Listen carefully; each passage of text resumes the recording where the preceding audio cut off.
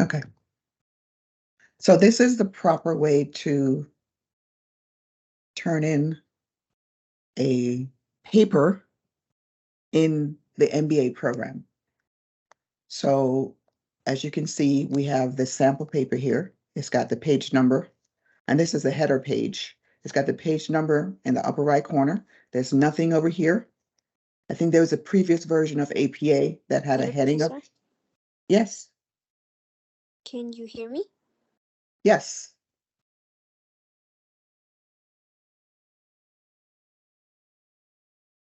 Is there a question?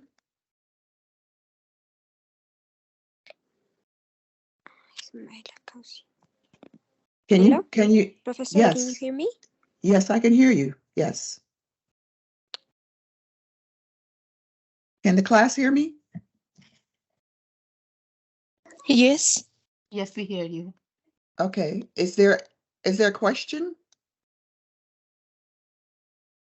Okay, she was just asking if we could hear her. Okay.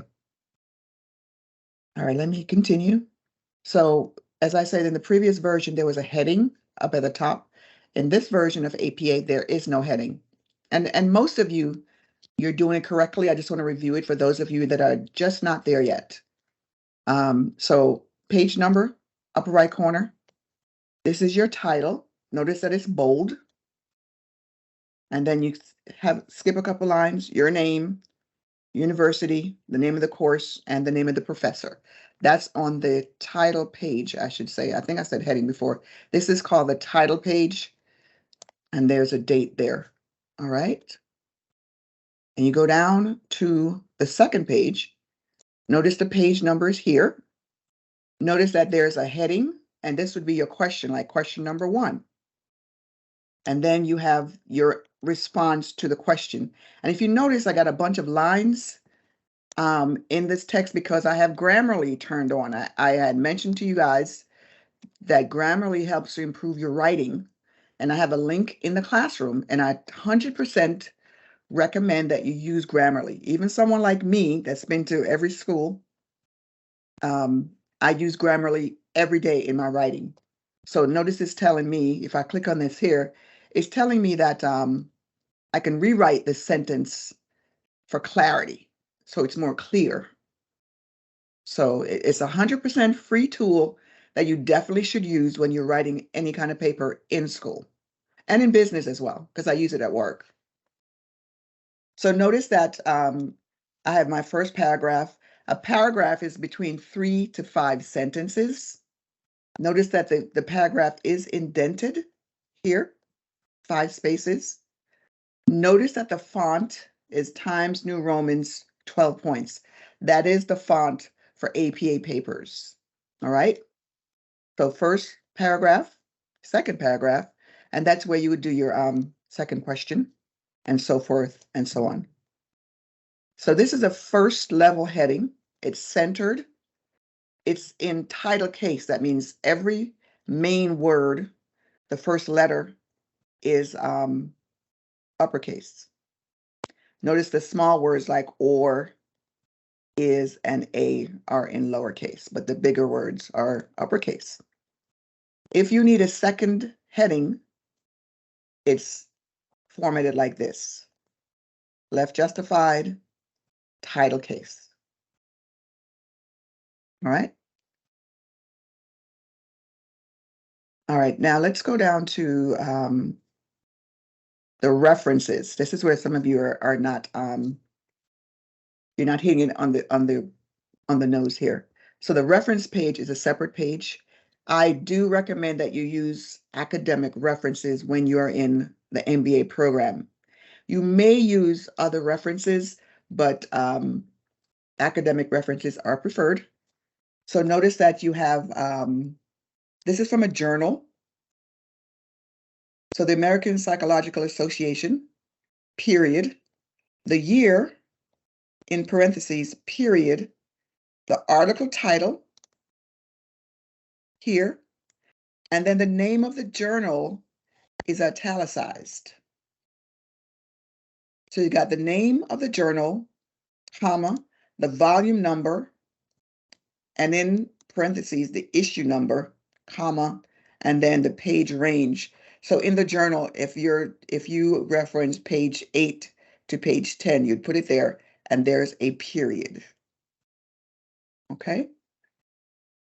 If you're doing this is a link from an academic source online. So you got the authors of the essay or the chapter, period, the year, in parentheses, period, the title of the essay. Then you have the edition in parentheses, like, I'm sorry, these are editors. These are the editors. So you have authors and then you have editors. So if there's an editor, you've got the editor name in last name and in the parentheses editor. And then the book title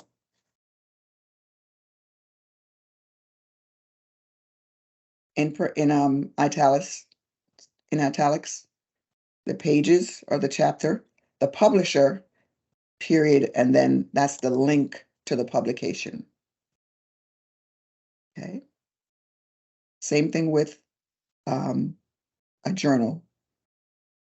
And then finally, what most of you are doing, you're doing the page, excuse me, the book. So if you're citing a book, let's see where the book is.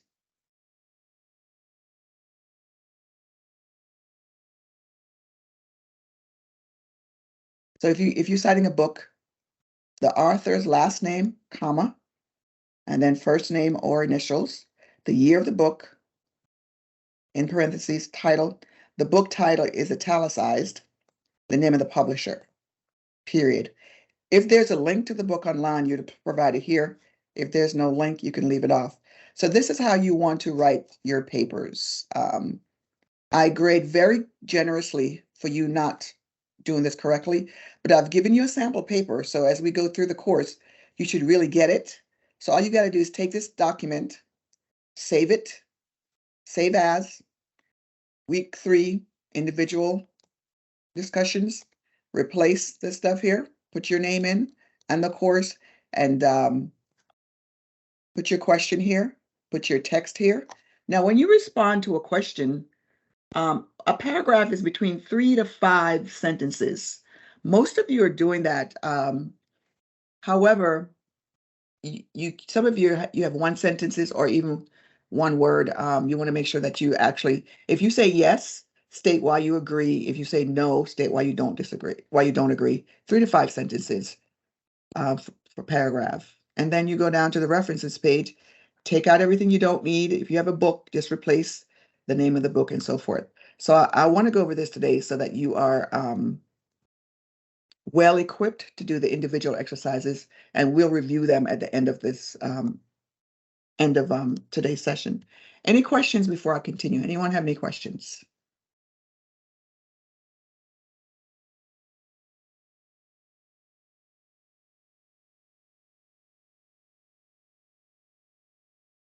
Any questions?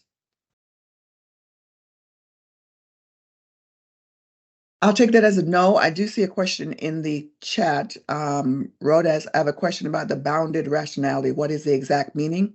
So we went over that, I believe it was last week. It is where your experiences in life, you have a worldview, which everybody has. It's the way you think about things, like the way you think about women, the way you think about men, the way you think about marriage, the way you think about religion, and so forth. Your rationality is framed, so you can only see things this way. So it's bounded. Okay. So a worldview that is open, that means you're open to different things, is unbounded. So bounded means that you're framing everything in your experiences. Like if your experiences with dogs have been negative, I had a negative experience with a dog a couple of times. So then all dogs are bad. So your rationality is bounded. Okay, hopefully that helps. Any questions about the paper that I just reviewed with you? Any questions? Going once. All righty. I want to also, I think there's a question coming up. Yes, Okay. Professor, I have a question. Yes. So we can only cite academic resources, not like from a website online. I'm not talking Facebook, of course, or social media. I'm saying like Yeah. we search. You can. However, in this class, in your individual exercises, you can cite websites and so forth. When you do the paper for your team project, you want to cite some academic resources. And that includes the text, right?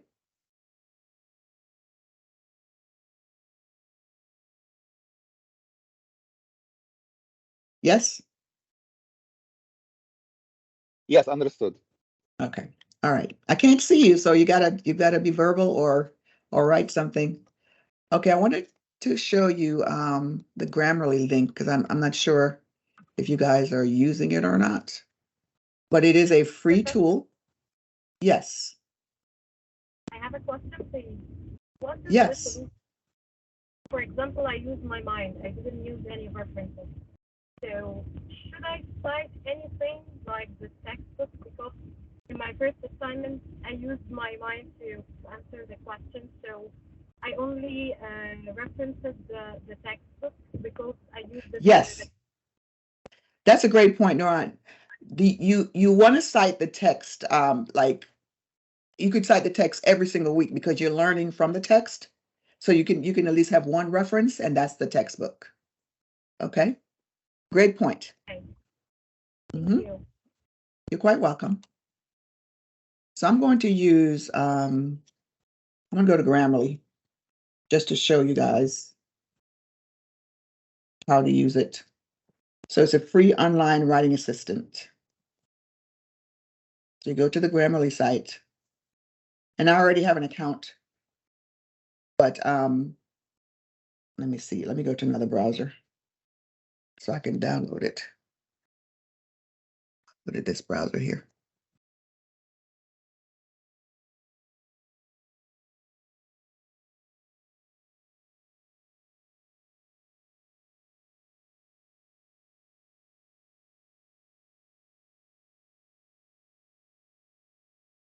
I think I'm using in that browser as well. One more time. So you can see I use it everywhere.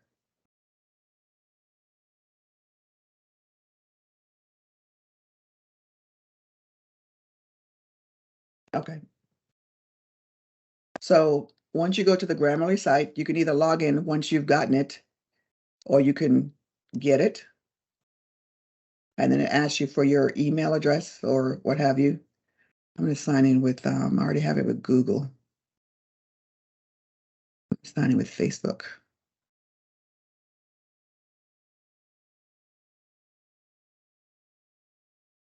Use your Gmail if you do this.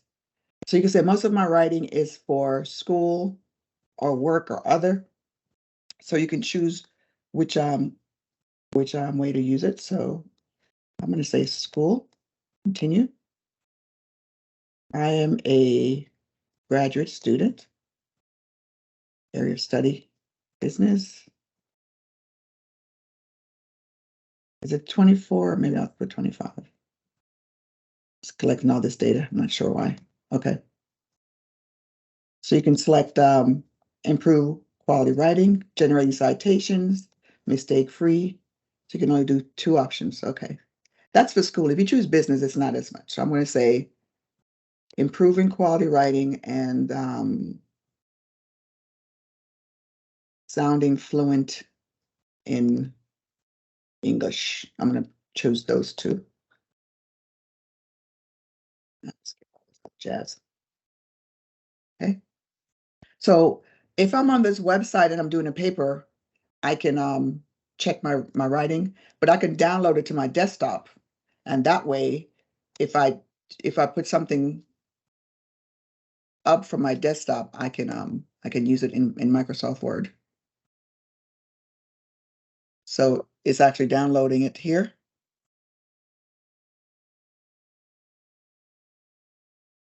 And then once I open up Microsoft Word, it'll have Grammarly in there checking my writing. So it checks your writing both on the website and also, yeah, it's running, so it's not going to do it. I have it running on the other ones.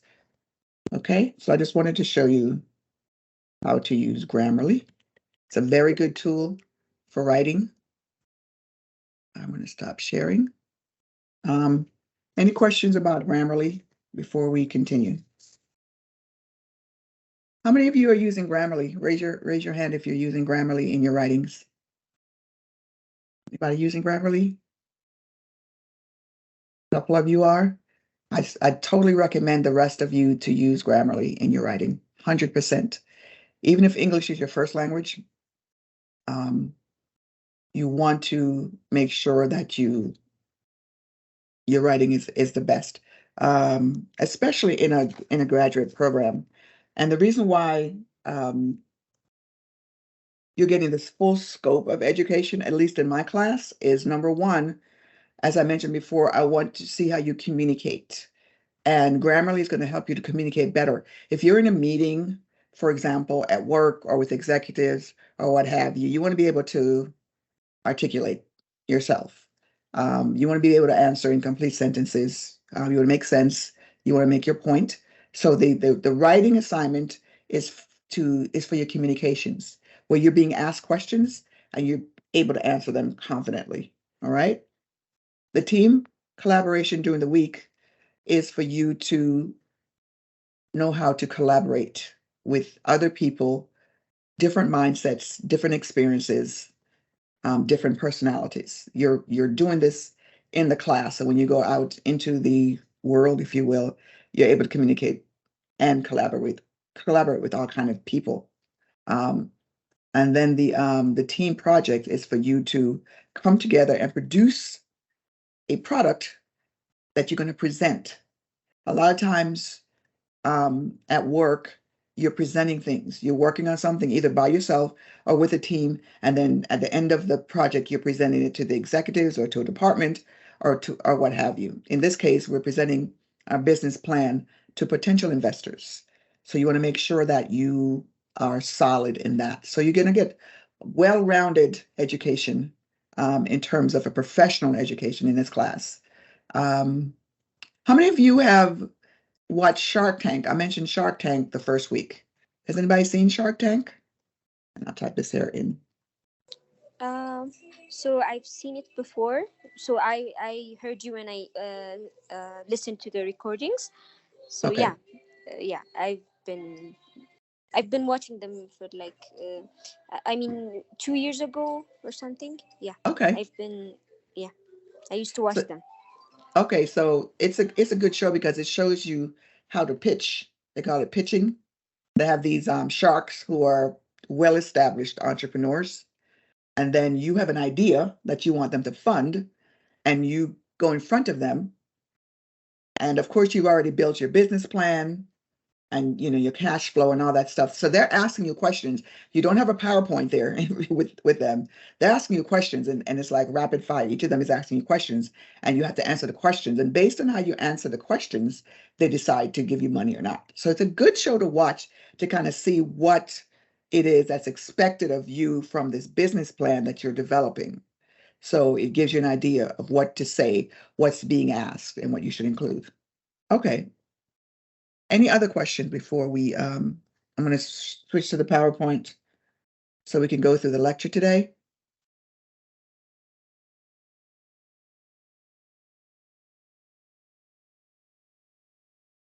All right, we're on chapter 3. Hopefully you're able to download the PowerPoint in your from the classroom.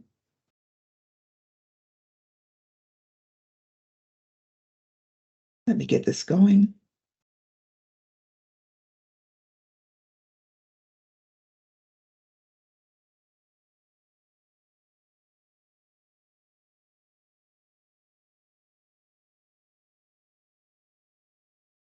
Share my screen.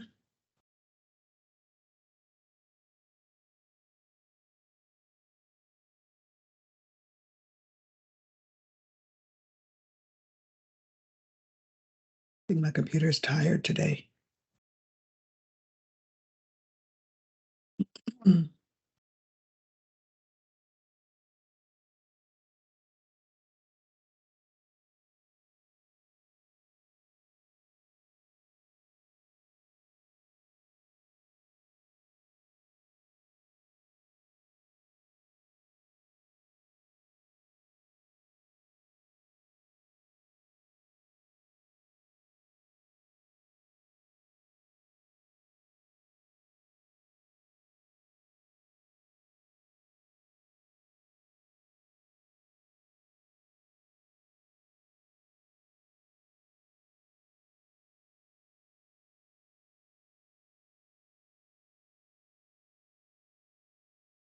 Okay.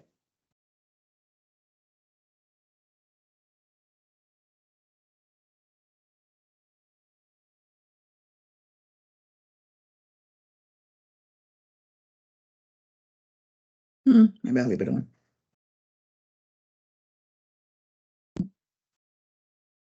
Make sure there are no questions before I continue. I'm going to put the screen up so I can see you as you're asking questions. Put it over there.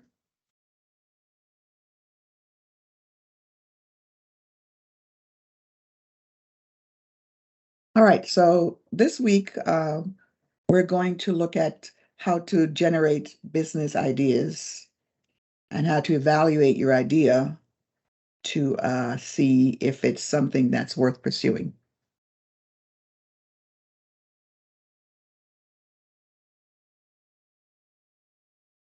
So the learning objectives is to describe a systematic way for examining your skills in order to generate new business ideas. And this is systematic because it's not something that it just pops out of your head and you're like, I have a business idea, let me go do it. Usually when that happens, those businesses fail because you have to have a way where you're logically looking at the skills required in order to start this new business. And you're going to look at an opportunity analysis. What that is you're looking at an opportunity. That means that there is an opportunity in the marketplace for you to bring this business to fruition.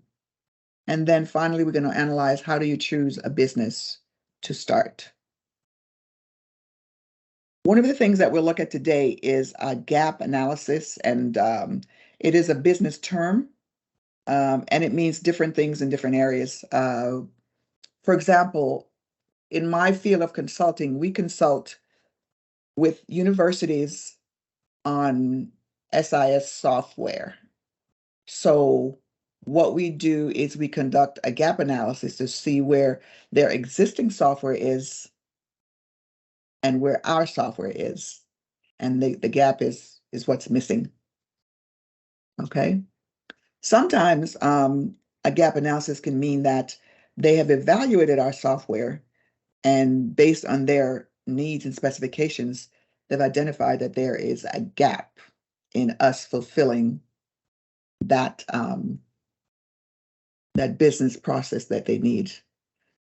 In the scope of the business plan, a gap analysis is going to look at the skills you have versus the skills that you need to conduct this business. It can also mean that you look in the marketplace and then you notice that there's a gap. We talked about a niche before. There's a market that's being underserved. That means that the products and services are not meeting the needs of a certain group of people. And then you identify that as a niche, and then you can create a business to fulfill the needs of that market, that underserved market. Then we're going to look at looking at risks and threats to the potential business. In business, there's always competition. So you're also going to look at your competition to see what are they bringing to the table versus what are you bringing to the table. Sometimes if the market is big enough, you can have many competitors. Where I live in Georgia, there's a place we call it Car City. And if you go to Car City, you have 12, 15 different car manufacturers in the same place. So you might think, why are they right next to each other? Because there's enough demand for cars that they can go coexist. And there's enough for everybody. So General Motors, Lexus, Infiniti, Ford, they're all in the same location. So the competition is located together. Usually they're not, but in this case they are. So we're going to list and evaluate your personal skills. Last week we looked at our personality and some of our skills. We're going to look deeper into that this week. We're going to look at the market for gaps, as I mentioned, for unmet needs, and then compare your ability to fill those gaps. So as you think about your business plan, these are questions that you want to look at, ask yourself, ask your team in terms of, is our business a good one to meet a specific market, to meet a specific need, and is it going to be attractive to investors?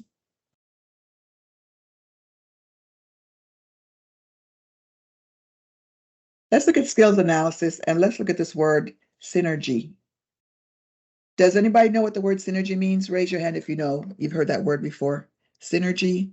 Raise your hand or give me a thumbs up or say something in the chat. I should have said thumbs up and not raise your head, right? Okay, so synergy. Samia, do you want to explain what synergy means to the class? Yeah, hi, Professor. So, Hi. I mean, it actually refers to any business owner's skill sets. I mean, what they understand, what is their understanding about that particular business. So unless they really have that depth knowledge about that particular business, they wouldn't be successful in that. So I think it's just about synergy really refers to their skill sets and their deep understanding about that particular business. Okay. Okay, very good. Anyone else want to answer? Anyone else want to add to that? Can I Yes. answer? Yes. Okay, so synergy for me is combining two different or more than one thing that is different to each other in order to reach to a common goal or a common task at the end.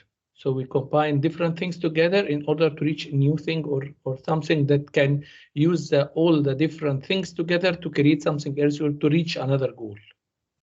That is right. You both are right. So you have the new business and you have the different entrepreneurs, and the synergy is that you have the skill set, the advantage, the knowledge, the experience to be a match. So together you created something that's greater than individually, right? And to your point, Mohammed, and that's I was speaking to what Samia said. To Mohammed's point is like, as a team, you have these individual personalities and skill sets that you bring together to create this business plan and to start this business. So you coming together and formulating the different types of experiences, knowledge, if you will, skill sets, bringing it together for a specific end. So good. So that's what synergy is. So if you're doing a skills analysis, a lot of times people think that they're just going to look at their jobs, but you can look at different places for your skills because you might be a skilled golfer, for instance, and you may not golf on your job, but the skills required to play golf are transferable. A lot of universities are advertising on television over here and on the internet because there is an increasing demand for people going to school. So, and the marketplace looks different than it did traditionally. You have working adults like yourself, you have older adults, and they bring experiences. So a lot of times the university will transfer those experiences into credit. So as a golfer, you got to be able to concentrate. you're working alone, you're working against yourself, you got to be focused. So all these skills from being a golfer can transfer to work experience. So think about your hobbies, your education, your work experience, and your family history. Even in your family dynamics, there's certain skills. Sometimes you might find that you're the person that brings the peace, you're the peacemaker, or you're the one that plans, the family's vacation and different events. Those skills are transferable to your professional experience and also into creating your business plan. So look out for those areas. I'm going to move on. So when you're a potential business owner, which everyone is in this class for the purposes of your team project, you want to ask yourself these questions. What are your hobbies or activities? And let's do a quick poll. I want to find out about you. I want to be nosy and find out about your hobbies. I'm going to throw up a quick word cloud. And just, one word, your hobbies. And then you're going to respond. And you can also respond in the chat as well. I'll be checking the chat for you. So let's see some hobbies. And let's see some hobbies that are legal. So let's enter our response. I'm going to put my hobby in here. I like to travel, gardening.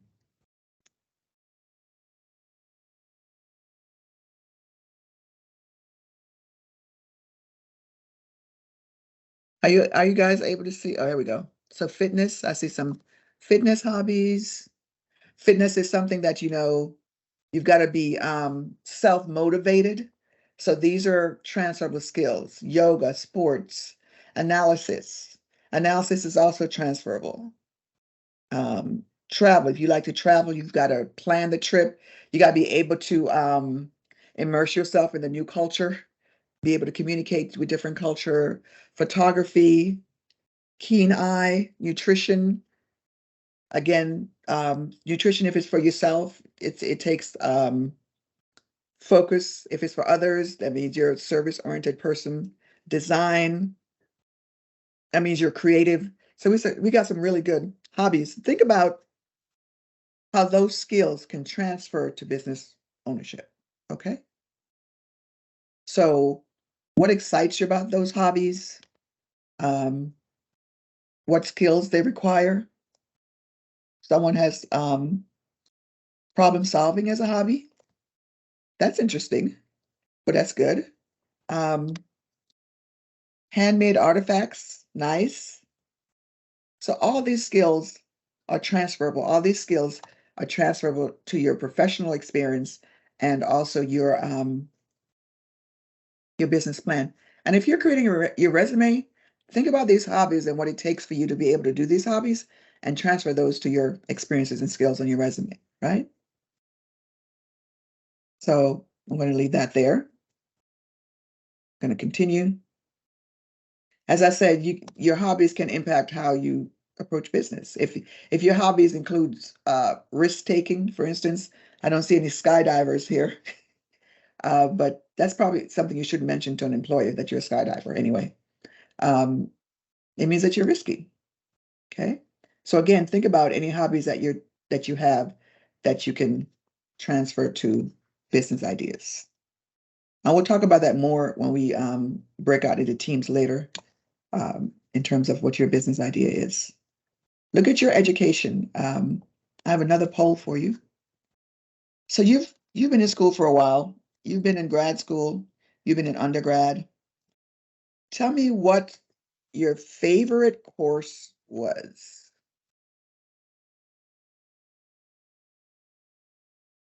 What your favorite course was. Was, I think mine was programming. I like to program. I like to solve problems. Accounting, programming and accounting, economics, math. All these are critical thinking type of skills. So this is something that you can bring to the table as an entrepreneur and also as a professional. Management, excellent. It means you're able to manage resources, manage a budget, keep people motivated. A lot of critical thinking I see in these different courses. Art, the creativity.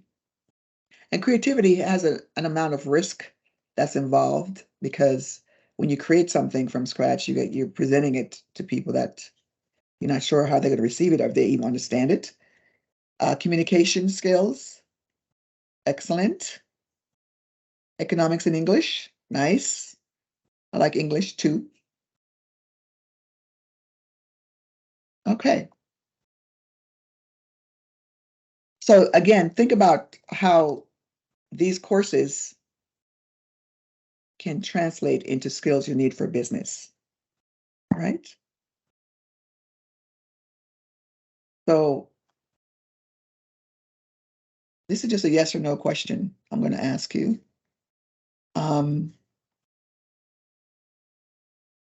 In terms of your career path, would you choose another path? So I'm going to say yes. You would choose another path, or no, you would continue on the same path. So think about your career path and think about where you are now in your career and think about, would you choose another path? I'm going to say no, I would not choose another path. Oh, sorry. Do you mean that my current path right now, and I Yes. want to change it or not? Yes, that's what I mean. Let me So bring this. being an employee or being an entrepreneur, that's what I mean, or what? So where you are in your career right now, whatever you're I'm doing the- right now, you have Yes. both. So choose one. So career, I would say employee. An Mhm. entrepreneur is so choose your career path. Choose that one to answer. Mhm. So let me option 1 is yes and option 2 is no. For some reason, I'm sorry. Give me 1 second. Let me give you a right poll. My computer is giving me grief today. Option 1 is yes. This is giving you time to think about it. So in terms of your career, where you are now in your career, would you choose another path?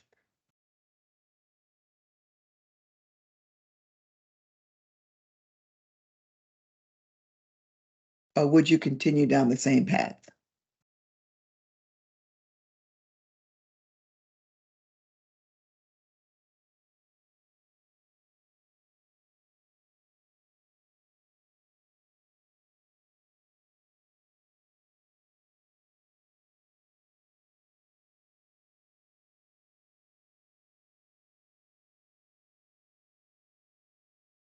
All right.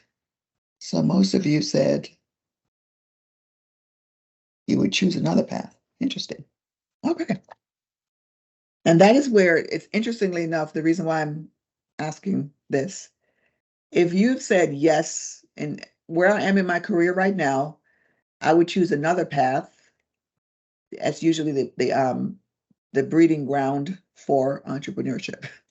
A lot of times people become entrepreneurs because they're not happy with their career, or they look at their career path and they see down the road that there's nothing down the road that you enjoy, or maybe you're at a dead end.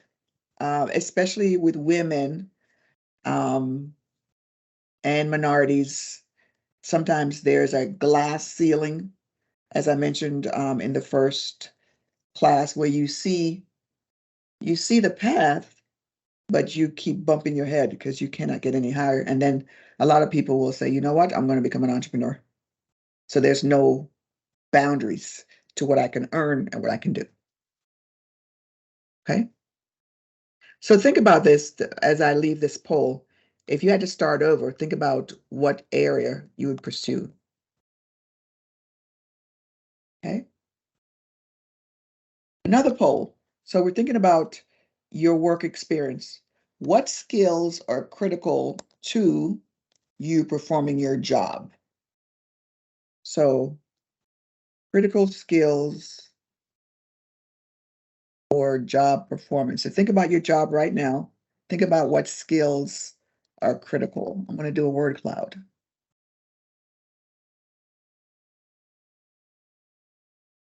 So what skills are critical? I'm going to add my response.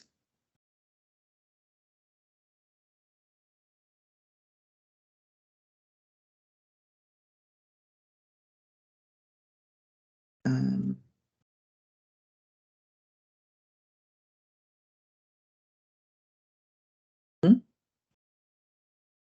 Attention to detail, communication, organizational skills, leadership skills,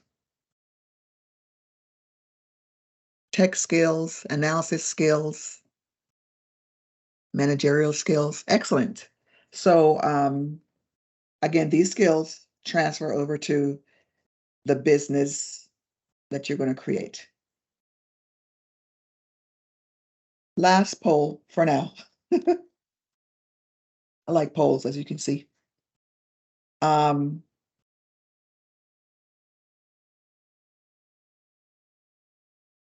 What areas are you an expert in? For example, and think about your work experience. If someone says, we need an expert for this particular task, what areas are you an expert in? So so it could look like what you just mentioned, where you're an expert in certain areas.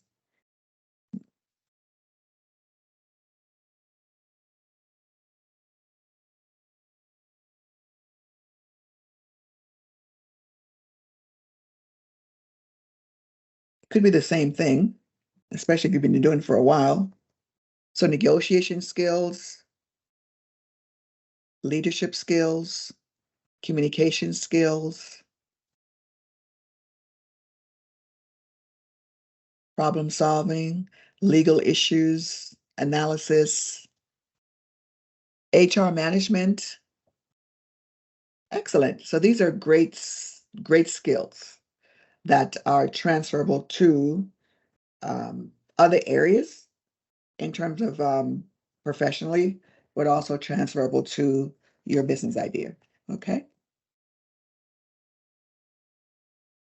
If you think about your family, sometimes you don't think about your family in terms of skills, but in your family, and I mean your nuclear family, not your extended family. If you don't have a nuclear family, if you don't have husband, wife, spouse, partner, and children, then go to your parents and beyond.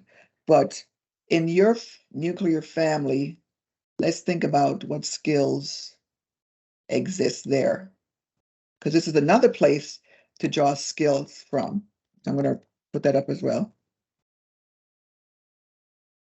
So think about now, not just you, but think about the people in your family. What skills do they have? So,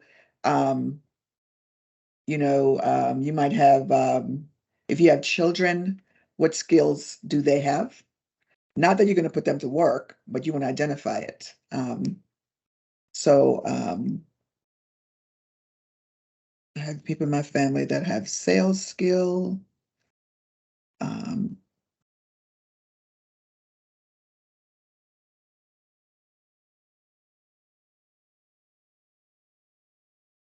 We got some cooking skills. I'm not mad at that.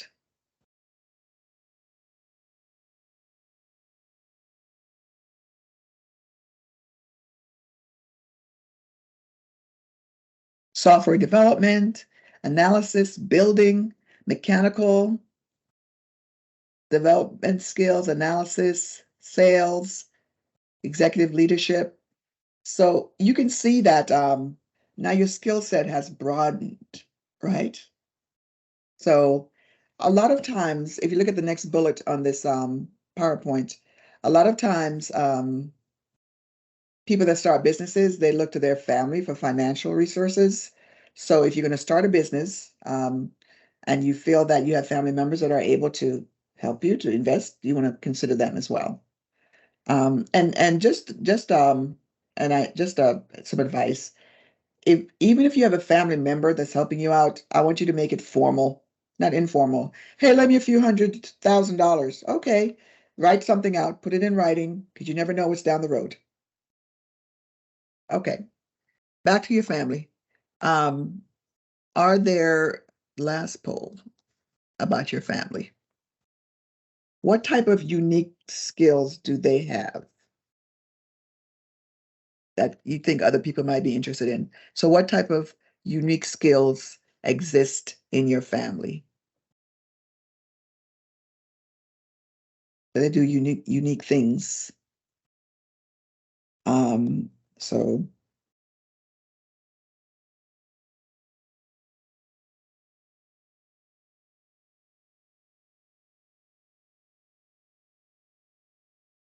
what do you think, what skills do you have that you think other people might be interested in your family?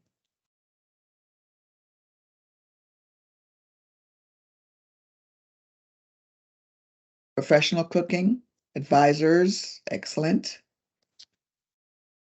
Listening skills, excellent. Communication skills. I will say this, the number one skill in life, whether it's in your family, in relationships, on the job, entrepreneurship, is communication skills. You must be able to communicate effectively, verbally, written. In leadership, I talk to leaders about emotional quotient, EQ, not IQ, but EQ.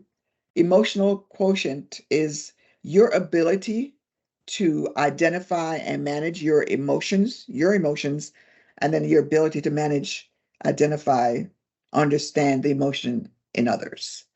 And high EQ is very desirable for people that lead, if you will.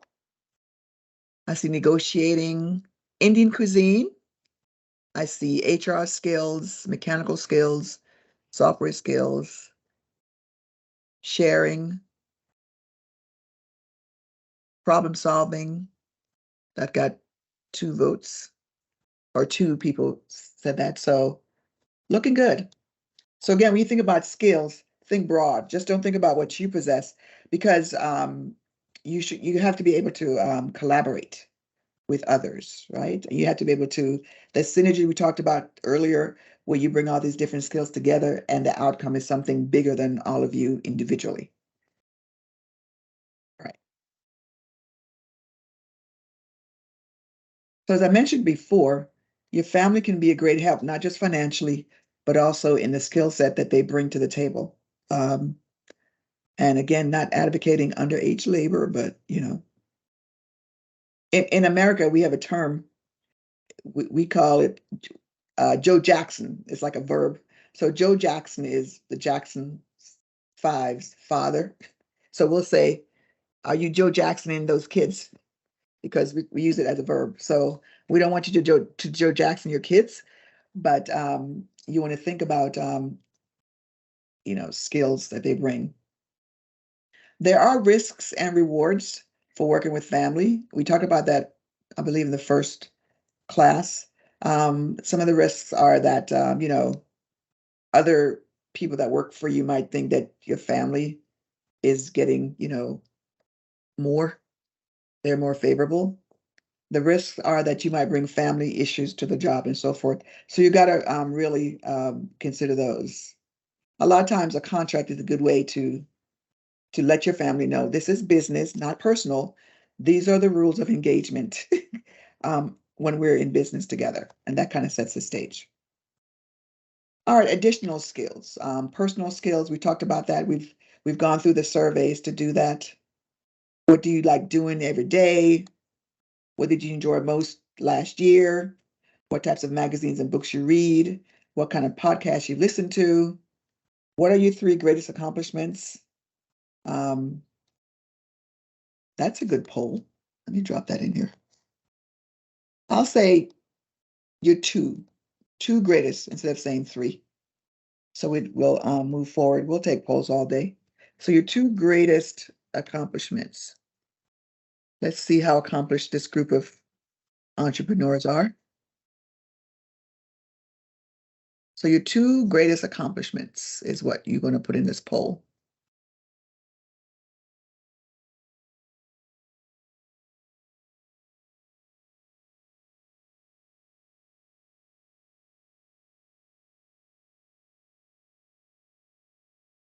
Two greatest accomplishments.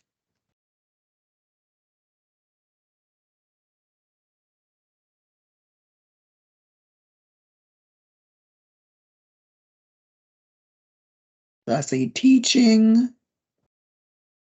I see author. I see doctorate. That's for me.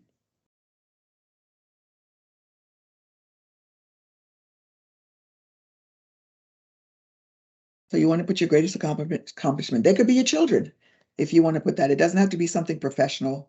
It could be business analyst, complete your PMP. Yes, that is an accomplishment. And I'm going to post something later concerning the PMP. If you're a member of the PMI, I'm actually doing a talk on March the 1st about project management and change management and transformational leadership, all 3 together. I'll give you more information, but if you're a member of the PMI, you have to be a member to actually come into the webinar. I'll let you know how to do that. So your current job, organizing, service to your country, service lead, sales team, business analyst, your children, yep. Your job and your MBA, hiking to the mountains. All right. Organizing, etc. Excellent. So think about, these are ways, if someone asks you what your skills are, you might be like, I don't know. But these are questions that are intended to awaken your mind to say, yes, I do listen to certain podcasts and I read certain magazines because I'm interested in those topics and so forth. So yeah. All right. So now you're going to tailor your skills to the business. So you have a bunch of skills, which we all do.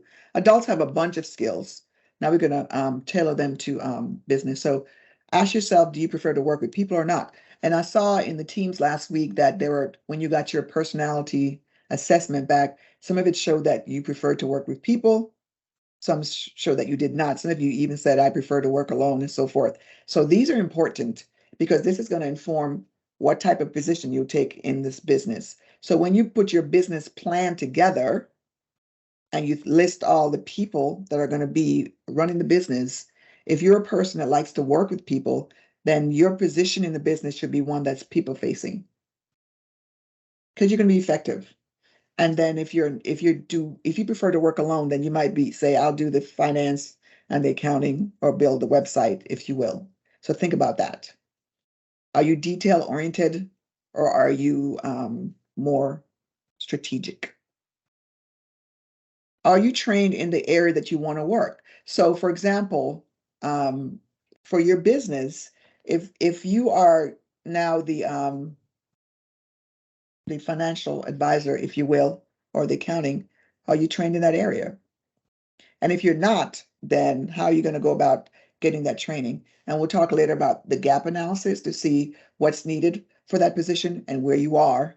And the difference is the gap. How quickly and easily can you change? This is an area in my research that I'm very passionate about. And I talk about the difference between change and transformation because they are different. But do you take a long time to change? And that's where that first question today, that bounded rationality. If you think about things a certain way, are you stuck there? Will you ever change your mind about that? Or are you just going to do things the same way all the time. So these are questions that you bring to the table in terms of the business. Everything I've talked about before, these are input into your business plan creation, what type of business it is, and who is going to run the business. So keep that in mind. So I mentioned earlier and about the gap analysis. It's the difference between what is expected and what is reality.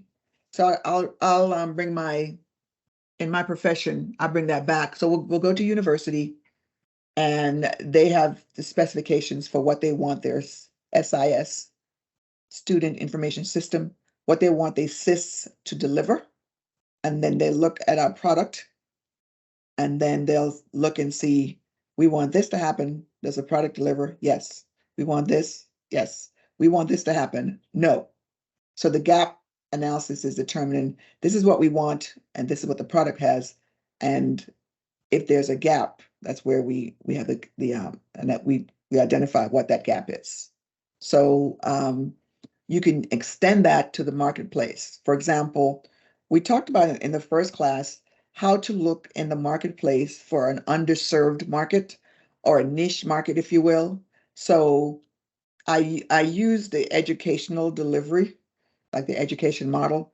For years, it was tailored to students who could come to class during the day and sit in the classroom for decades, hundreds of years. And then it transformed in that it was excluding a large market, which are working adults like yourself, adults who travel, or professionals who travel, and adults who take care of young children. So that underserved market was a gap.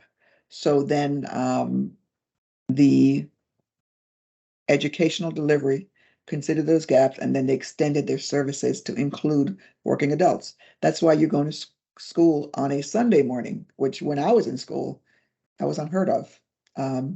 You're going to school online so that you're able to get online anytime that you have available and not necessarily during the day. So there was a gap analysis conducted. There was an underserved market, and now anybody, anywhere can go to school.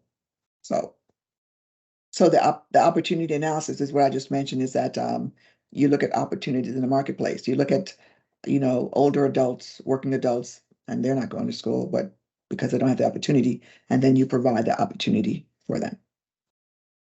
So when you look at the marketplace and you see the gap, then you're going to look at what skills that you have to address those gaps. So if, for instance, in your community, you don't have food delivery is big now, especially after COVID. If you don't have food delivery, you might say, in my neighborhood, we don't have food delivery.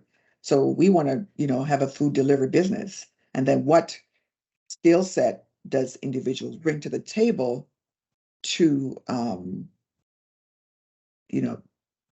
start, manage, run that food delivery business?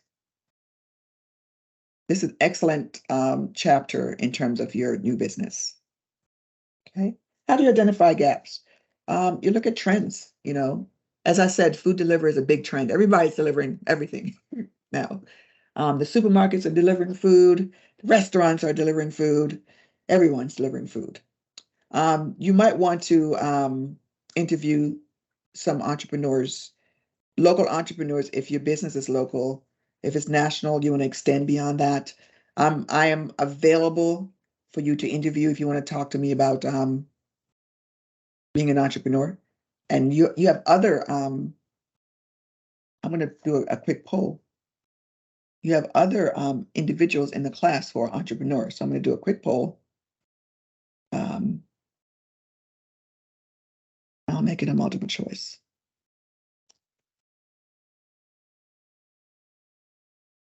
Have you ever been or are currently an entrepreneur?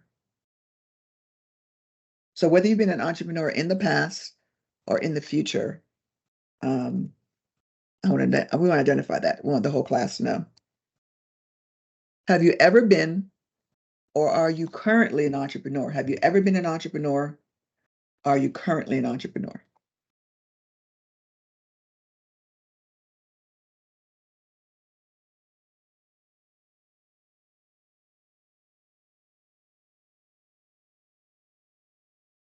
So let's see. As the responses are rolling in. Yes. Professor, does this include a previous experience, but not Yes. Mhm. personally, but someone close I know? Well, you personally, if you've been involved in an entrepreneurial venture, you can say yes. Mhm. Yeah, if you're involved in it, Okay. you can say yes.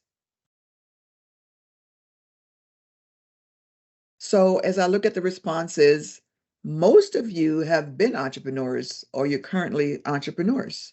So that's a good sign. That means that you have the skill set already to be an entrepreneur. So that's good to see. So you want to bring that, in your teams, you want to bring that to bear. You want to talk about what your experience is. Okay. In terms of your business idea, I think most of you have come up with your business idea already. I'm going to go into your different rooms in a bit to see what's happening. You can discuss your ideas with your family members, look for environmental changes that create opportunities. I know in the United States there's a big push in environmental issues, global warming, save the whales. There's a big thing about rescue animals and so forth. Brainstorm, look at daily frustrations. Like if you're frustrated with something and you're like, why isn't there something to address this? These are ways to see what the business opportunities are. The U.S. Patent and Trademark Office is a place where if you're building something, let's say you're building a product, you can have it patented. That means no one else can duplicate the product, if you will. And you'll see that a lot on Shark Tank. They'll ask you if they have a product. They'll ask you, "Is your product patented?" That means that no one can copy it. All right. Is it trademarked? If you have a piece of work, like a creative piece of work, or you're an author, whatever, you can trademark or patent it here. I'm not going to go into this site. There's a link here to go to the site. Every country has their own patent and trademark rules and regulations. So look at what your country provides, because the patent and the trademark is only good in that country. So if I want something to be patented in different countries, it's a separate patent, or it's a type of patent that covers different countries. So it's just a way for you to safeguard your IP or your intellectual property. Intellectual property is something that you create yourself. Okay. So when you have a chance, look into the our patent and trademark office, or look into the ones that you have in your own country. Okay. Different ways to choose a business. This is an index of how to generate a new business, and it's really interesting because it asks you a bunch of questions, and you answer it, and it asks you, do you want to be in a certain industry? Do you like doing this and that and so forth? And this is a way to do it. This is something you might want to do when you get to your team room. I'm going to go to the lecture. So these are business opportunities. These are just three. It's by no means the full gamut of what business opportunities exist, but this is just an example. This is a baker. Looks like they're delivering baked goods. And it's interesting that the food is not covered, but it's open and they're talking over it without masks. These are things that I noticed. There's a sports memorabilia where they have the different sports teams and they're offering shirts. I'm not a big sports person, but I know that in the US we are. It's the one thing that brings countries together. Those international sports like soccer. So it's good. I like it for that reason. But sports is really big here in Georgia. And then you have this is a little cafe, it looks like. Just 3 ideas. I will tell you from experience that the restaurant business is one of the the most difficult to succeed in long term. A lot of work. Okay. So what you want to do is an analysis. Okay. So you might have in your group several business ideas, but you need one. Okay. So you have to agree on one. Okay. So the reason why you're going to do this is because sometimes you'll analyze one idea and get to a certain point. And you're like, yeah, let's not do it. Let's do another one. Okay. So you want to focus on that one business idea. It's gonna necessitate time because you are building a business plan. So the time, and then financial investment, you have to identify where you're gonna get the money from. If you haven't, it's fine. You're just gonna show your investor what monies you need. Okay. So remember, one idea at a time. Then you're gonna do the gap analysis, analyzing gaps. You want to decide if there's a business opportunity that exists and it's unique in a way, because one of the things that your investor is going to ask you or state to you is that you're offering this product, but there are a million other products like this. How are you going to be different? So that's where you want to make sure that your business idea is somewhat unique. Okay, so I might be offering the same product, if you will, or a similar product, but this product, instead of a twist off, it's a pump, right? So you got to differentiate yourself. Okay. So we're going to show how you do a chart that examine the issues. All right. So you have three business ideas. One is catering. One is a sports memorabilia shop. One is the restaurant. So you need finances, time. There's non-financial resources. That's where your skill set comes in. There are risks and there are competitors for all of these. You want to look at the resources you have in your team. For the catering, do we have someone for finances, time? We might need a cook, if you will, or chefs. Do we have those? The resources required, and then there's a deficit. That means that if you need a chef for the catering, and you have no chef in terms of your resources, then there's a deficit. The deficit is that you need a chef. So this is a way for you to categorize and analyze your business ideas. And then this is what I talked about earlier, you might say, well, let's not pursue this because we don't have a chef. No one in our team is a chef. And go to the next one. Okay. So these are the gap analysis categories: finances, time, non-financial resources, what risks there are, and your competition. So let's look at each one. We're going to finish this and take a break. So we're almost there. So you must examine the amount of money required to start and operate the business. During the first class, I showed you a pro forma statement. It's in chapter 1, where it shows you the money that you need to start the business and the money you need to operate it.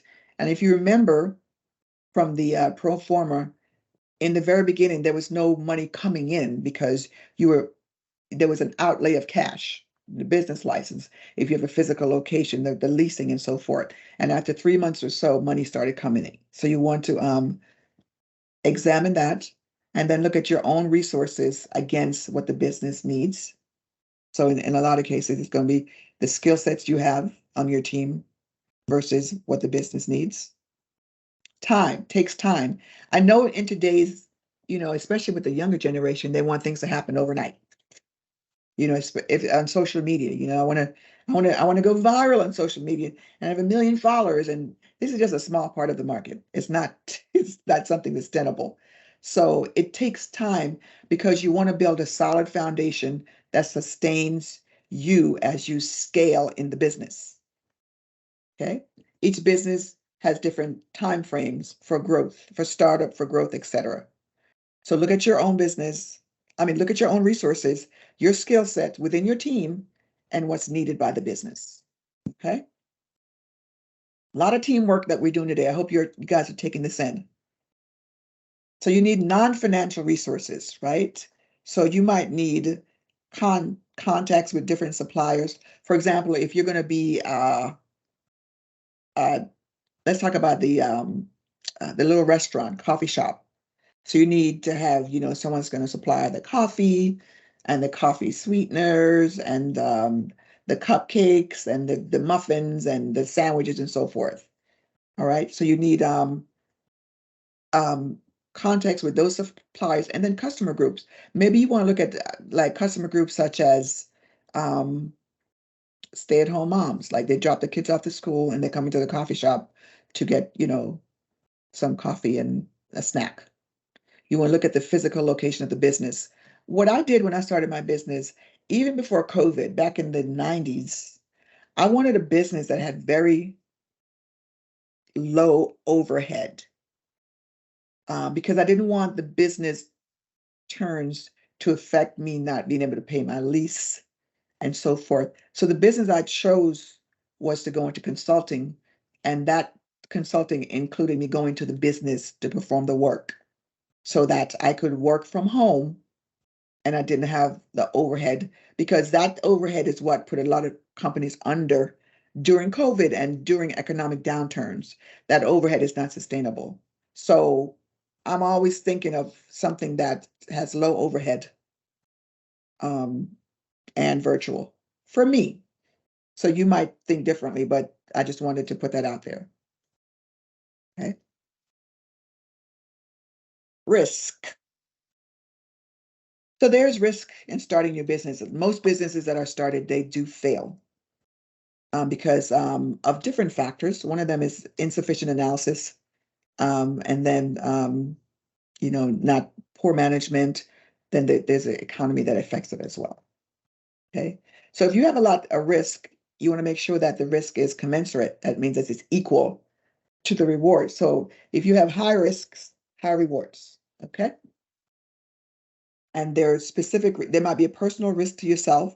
For example, if you're starting a business and you have a family, it might be risky to your family's finances, and then their business risks as well.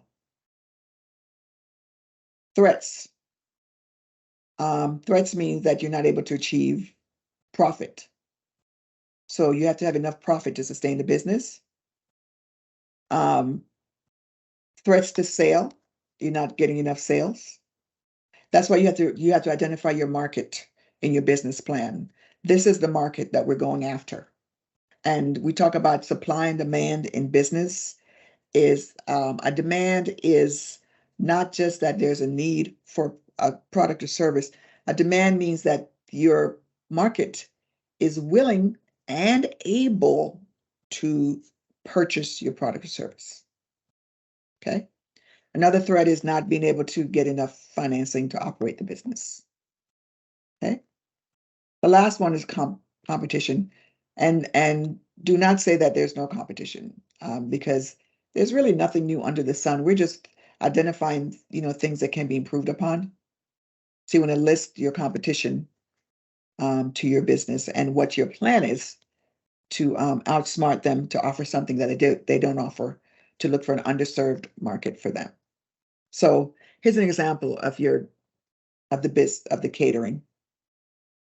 So we'll look at this one, finances. So what are you going to use? Your savings and loans. Okay.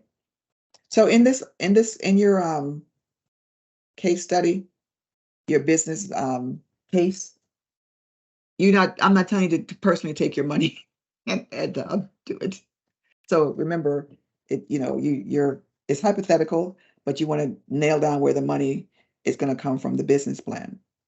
The resources required, you might need additional funds for equipment, and the deficit is medium because you do have some resources. On the other hand, the non-financial risk is that there's little knowledge about catering, and your resources, you don't have it. So the deficit is high, So you might decide not to pursue this one because you have 2 highs, 2 mediums, and 1 low. You really want lows and mediums over here for your deficit. All right. Let's look at this one here, the sports memorabilia. So, oops. Previous. You have a Professor, high. Yes. I am not understanding well the category time. Does time means that it needs, like what is written here, full time or Yes. part of the time? So this is the time needed to operate this new new job Yes. or something like that. Is this the one? Yes, that is correct. So Yeah. in this case, we need to allocate someone either for full time or maybe it is part time or something like that. So we need to include it in our gap analysis here. 100% correct. Yes. Okay, thank you. You're welcome. I'm sorry, but what about deficient? Deficiency mean the severity of this one or what? This low, medium, high. That Yeah. what that It means that we need we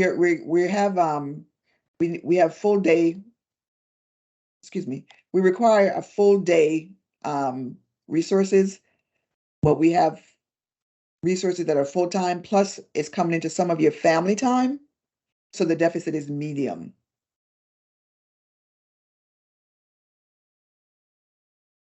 I'm very sorry, but can you repeat again because I didn't Yeah. understand. So the resources required is you need a full day, right, to work in the shop. You need a full day. What you have in terms of your resources, you have full-time resources plus family time. So that means that your deficit is medium. It's not low. That means that if it was low, that means you had all the resources you needed. But it's medium because, you have some family time that you're going to use.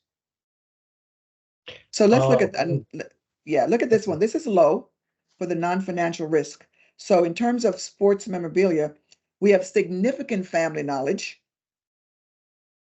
And this is what's required. So because we have significant knowledge about this, then it's low. Okay. Okay. So at that time it's not like a risk for us. This Exactly. It's not like a risk for us. Okay. Yeah. So yeah, deficit could be like a risk if you want to look at it as a risk. Okay. And this right here, you definitely wouldn't do this. Look at all the highs.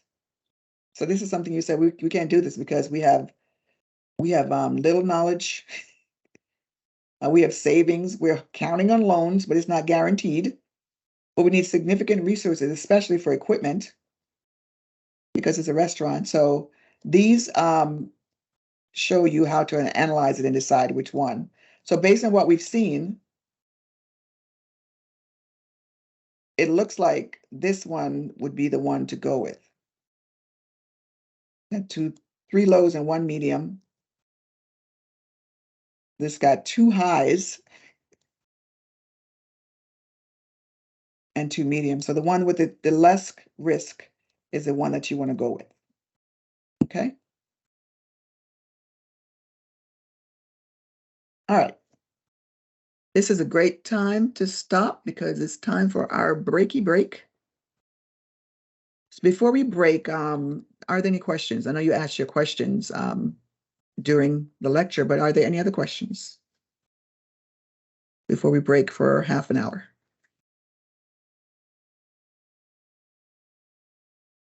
If you think about it, let me know. Let's resume at 1200 hours. Chan, you have a question? Yes, Prof. I have already asked the request individual WhatsApp. Could I take again chapter 1 quiz and assignment because I was so busy and also I was in travel for my engineering. Okay, yes. I wasn't sure who it came from, but yeah, you're able to do that. Yeah, thank you, Professor. You're welcome. Let's resume at 12 p.m. EST. See see you guys in a bit. Or a little after 12 p.m. because it's 12:01, 11:31. So I'll give you one more minute.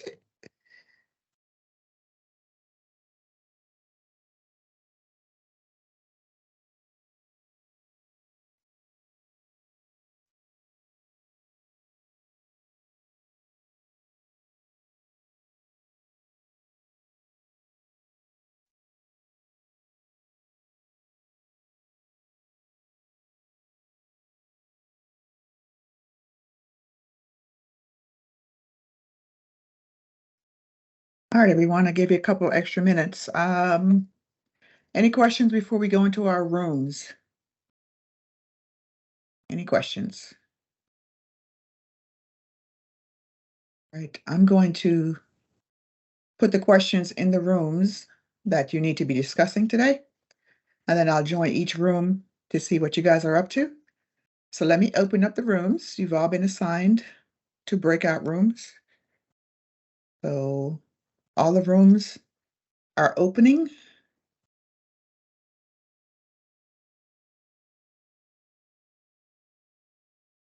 So you'll be discussing this week's business plan developing questions. And that's going to help you to write the narrative for your business plan.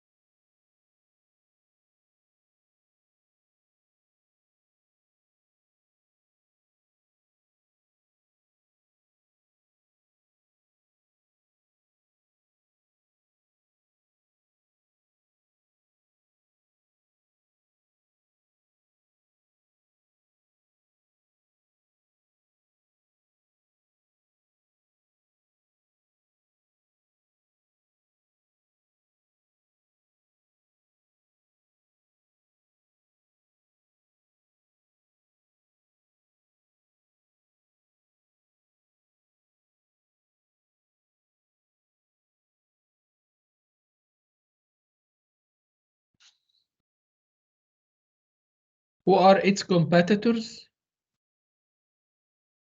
Patricia, all right. Oh, it is done. We are back to the, okay. Hi, everyone. We're back to the main room. Oh, hi. Hi, Hi. doctor. Sorry, I'm Hi. late. Oh, no worries. Yeah. So I just joined the group maybe about 2 to 3 minutes. Oh, so I think everyone's back in. So what we're doing during the class sessions, just to reiterate, is we're going to spend time every session so you can get with your groups in your rooms and talk about the business plan development questions.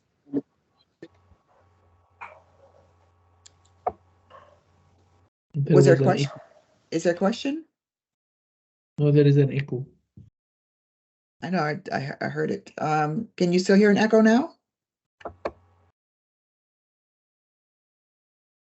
You guys hear me okay? No, no. It's yes, I fine. can hear you. Okay, Yes, we hear all you right. fine. So what we're doing every Sunday is we're spending time so you can, the bulk of your time, you can talk about the questions as you're formulating your business plan. Hopefully it's helpful. So you're not spending time away during the week doing this. For the team members that are not present during this time, you have your team forum to collaborate. All of you are in the same time zones or similar time zones, so you can get together if you want to. Or some of you have a WhatsApp channel you're using. It doesn't matter. But every week we're discussing in these team rooms the different things that you need to consider to put in your business plan. So hopefully you find it helpful.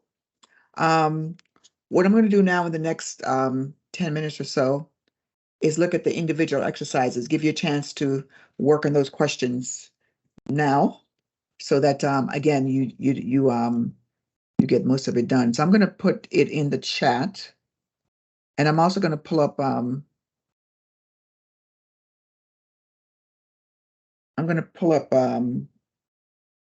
Grammarly to show you how you can actually pull in a paper into Grammarly on the web and do it. All right, so let's see.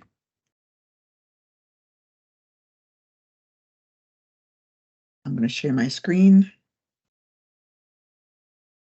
Or most of you already have your document that you've been using, so you can just do save as, make it week 3, and continue whichever way you want. But I just want to show you how Grammarly works for those who are not using Grammarly.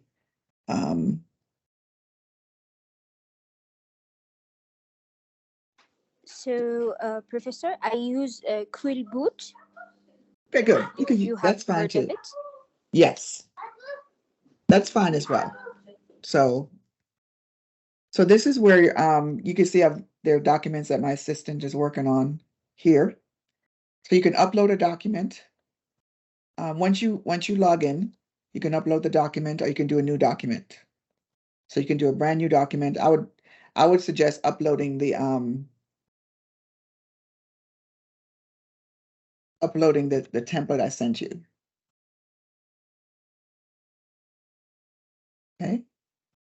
And then you can actually type and do things. Let's see if I can type something crazy. Let's see. Fix it up. It's calculating. I'm going to make it a sentence. Let's see. So notice it's saying, hey, it's a sentence. You might need to capitalize that word and so forth.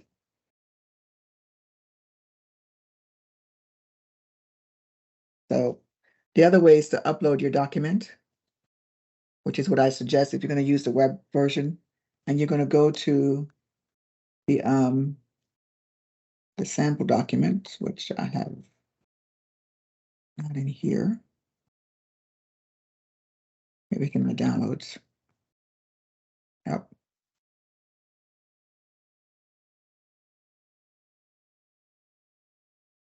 And I can say it's an academic essay format APA. So then you can start editing the document here. You can also, when you download it, this is probably the best way, is to download it to Microsoft Word. And then you see Grammarly is at work in here. So you can actually see the document as it's been formatted. Okay. I just wanted to show you that before we continue. All right, so let me stop sharing. We got a few minutes left. We got about 10 minutes. Here are the questions for your individual exercises. So what you can do is pull up your Word APA template I sent you and answer the questions in there. It says for the first one, pick a successful business in your area that is not a franchise, not a franchise. What was the opportunity the business identified? So the business in your area, was there an opportunity that it identified? Maybe serving, open late, or how it has, I'm thinking about a restaurant. It has more food items. It has delivery, that kind of thing. The second question, does that opportunity still exist for another business in either another location, or is it addressed in a different manner? So is that same opportunity in another type of business in the same location, or is it someplace else? Like say for example, this business you identified, they are providing food delivery in that area, but it's not in another area. So you're going to look at it that way. And then for this business, what key skills would the entrepreneur need to be successful? We talked about a whole bunch of skills during this class. And finally, if you can visit with this entrepreneur, see if you can determine if your analysis was correct. So the fourth one is optional because you may or may not be able to visit, but I would definitely start by answering the first 3. And now you got a few minutes if you want to get started. Or if you have any questions for me about the individual exercises, you can ask them now.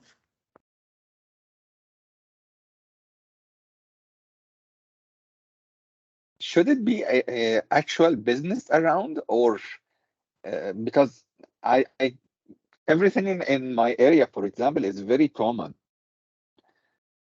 Like it is repeated many times. So you Grocery so shop, there is plenty. Okay. so you want to Dentist, find a, you want to find a business that even though they're common, there's something among them that's different. So even though they're common, you might have 4 places that repair shoes, but there's one of them that actually delivers the shoes to your home, if you will, or you know what I'm saying? Find something that's different. okay. Yeah, even though they're the same.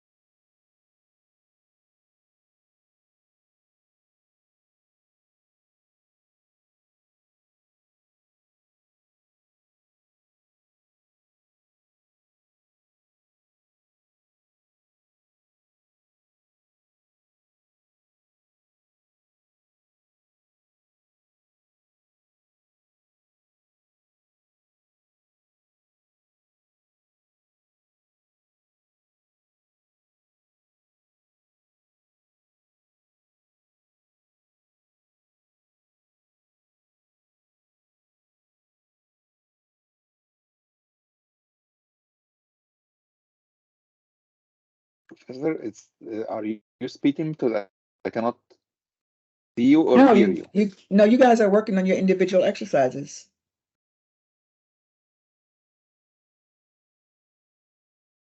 Should we deliver it now? No, this is what to do at the end of the week. You're just working on it now. So you can pull up your document in Microsoft Word and begin to answer the questions. Okay. Yeah. So please, Professor, where can we get your question?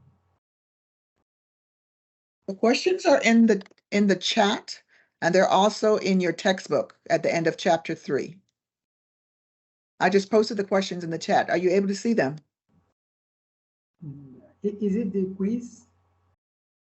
No, it's the individual exercises. It's the week 3 assignment. Oh. So can you see the questions in the chat?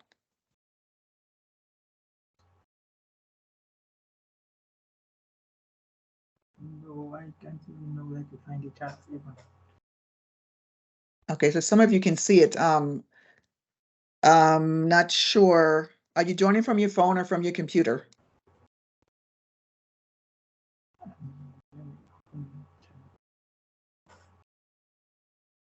Hello? Yes, Professor. Are you joining from your phone or from your computer? On the computer. Do you see chat in the top of your screen? Yes, yes. And you click on chat. Okay. And then you see my chat was posted at 12:47. It says page 58, individual exercises.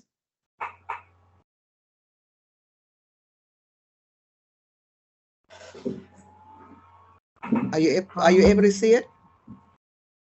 What I'm seeing, let me read what I'm seeing now here is does that opportunity still exist for another business in either another location or if addressed in a different manner? It should start, the chat starts at it says page 58, individual exercises. So that's not the entire chat. You might need to open it up. I'm going to post it again. The entire chat says page 58, individual exercises. Pick a successful business in your area that is not a franchise. Do you see that part?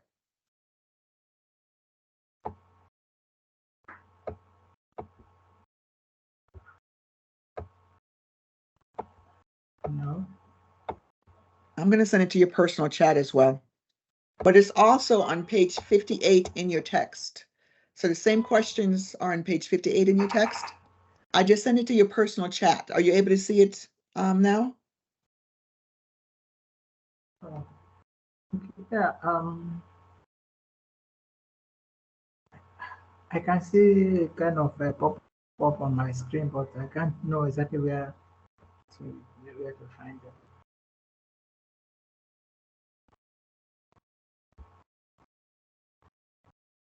Okay. Okay, so what you can also do is if you can go to your textbook, I'm not sure what's happening here. If you go to your textbook on page 58, the questions are listed there as well. Okay. And it's the section called individual Dr. exercise. P, Yes. I have, yeah, the one that you posted in the chat box is different from the question on the textbook. Oh, is it? I'm sorry about Yeah. that. Let me go back to the textbook. Yes, please. Why both are the same on page 58? Yes, Yeah, it's page same. 58. It's It's the same. same. Individual. It is Okay. the Same Individual questions. This is okay. Thank you. It's the same questions. Oh, sorry. Your screen might have different page numbers, I think, but I went to chapter 3. So again, this is what's due this week. This is what's due at the end of the week. I'm giving you time to get a head start on it. Some of you guys can usually finish it. What I'm doing, and we only have a minute left, so I'm gonna wrap up here. What I'm doing is giving you time during the class to do the bulk of your homework, except for the quiz. You'll do that, sometime during the week.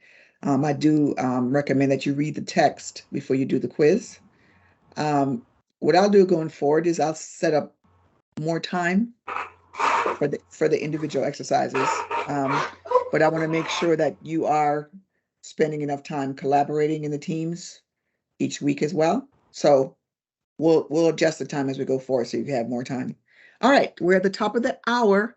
Are there any questions about week 3? Any questions, comments? Actually, it was a very valuable week for me, very frankly. I think so for the team project, right? The questions and the areas we looked at, right? Yeah, I would agree with that, and thank you for that. Any other comments? Going once before we go, twice. All right, Professor, I want to find out this individual project. When are we supposed to submit it? The project is due at the end of the course. If you look, do you have access to Moodle? Yes. Yeah, you see the team project at the very end of the page. It's due at the end of the course, and each week you are coming together with your team to build different parts of the project. So, I mean, this question that we will find at page 58, the one you just outlined now, when am I supposed to submit it? Is individual? It's due, if you look in the classroom, under week 3, it will tell you what's due for week 3, and this is the assignment for week 3. Okay. And it's due next Sunday at 12. I guess I'm going to change the time to 11:59. So it's due at midnight next Sunday, or next Saturday at midnight. So every week you have this assignment that's due. Oh, so it means that we'll submit that assignment, then we'll do the class assignment and also the quiz assignment.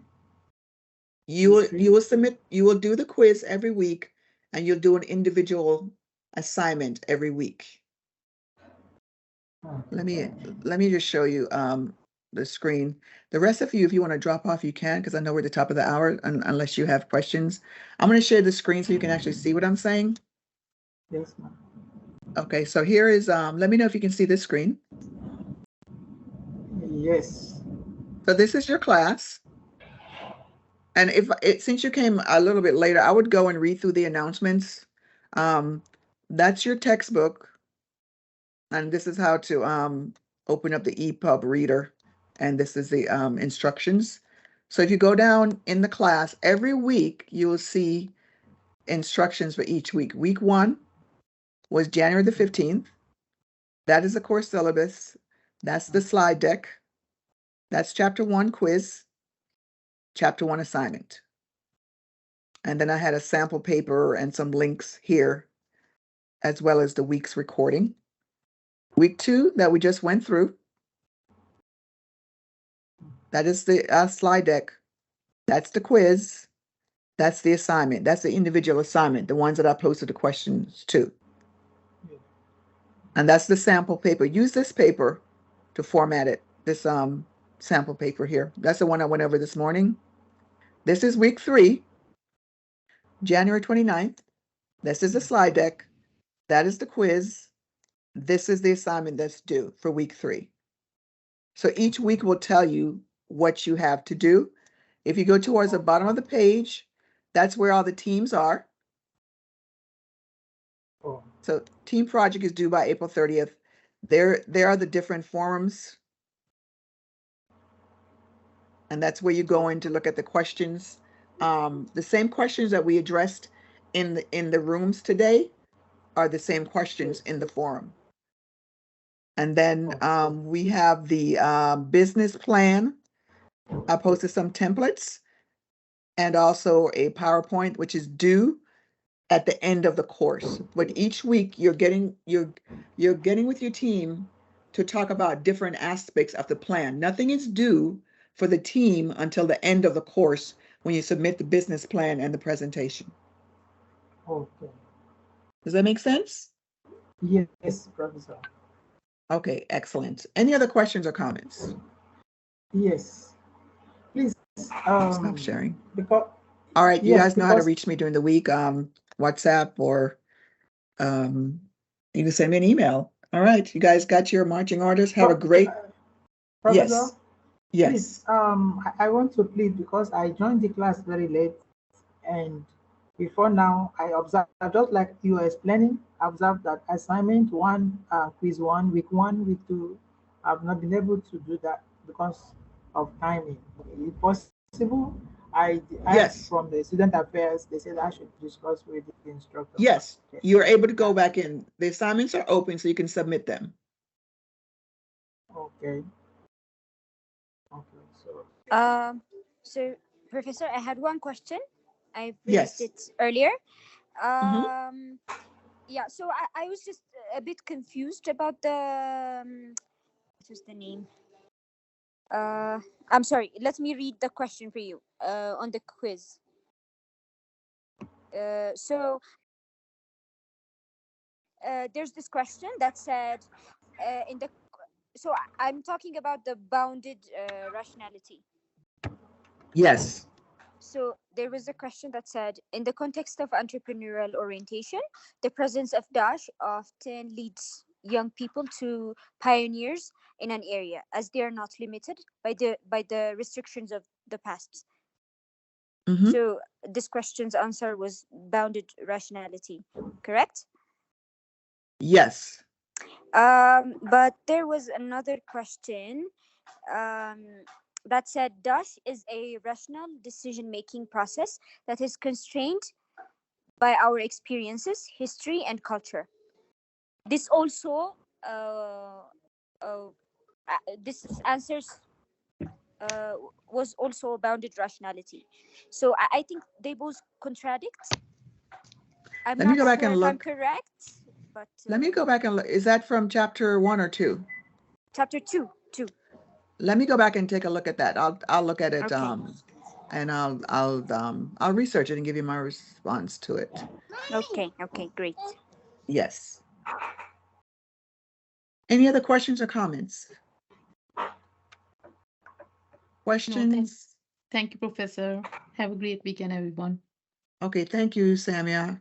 Everybody enjoy your weekend. I will see you next Sunday. same time, same place. Thank you. Goodbye. Bye, Thank you, everyone. Professor. Thank You're you. welcome. Thank you.